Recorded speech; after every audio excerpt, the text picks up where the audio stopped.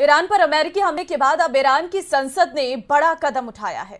अमेरिकी कार्रवाई के जवाब में ईरानी संसद ने होर्मुज स्ट्रेट को बंद करने का प्रस्ताव पास कर दिया है। यह इलाका दुनिया के सबसे अहम तेल व्यापार मार्गों में से एक है।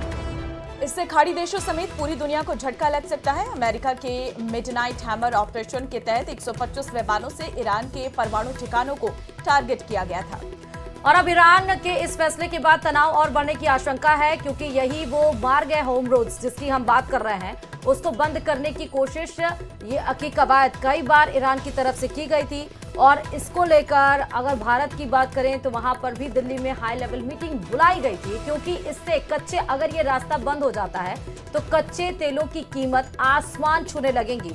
तो अब जब अमेरिका ने 3 उसके न्यूक्लियर ठिकानों पर अटैक किया, जिसकी जानकारी खुद राष्ट्रपति डोनाल्ड ट्रंप ने ट्वीट करके दी, और उसके बाद ईरान ने मुंहतोड़ जवाब इजरायल पर 30 बैलिस्टिक मिसाइल दाग के दी। हालांकि इजरायल ने भी उसका पलटवार किया, लेकिन अब होर्मुज मार्ग अगर बंद किया जाएगा तो इससे पूरी दुनिया में कच्चे तेलों की कीमत बढ़ जाएगी।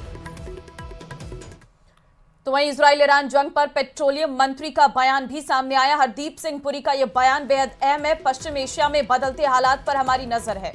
तेल की जरूरतें पूरी करने के कई रास्ते हैं, ऐसा हरदीप पुरी कह रहे हैं। हम तेल आपूर्ति में विविधता लाएंगे। सुनिए जरा क्या कुछ कहा है।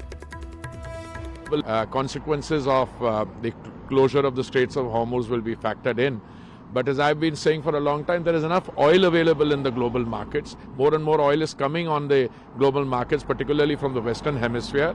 And even the traditional suppliers would be interested in keeping the supplies on, because they also need the revenue. So hopefully the market will factor that in. But as I said, the Modi government has over the past several years not only ensured the stability of supplies but also affordability, and we will take all necessary measures to ensure that.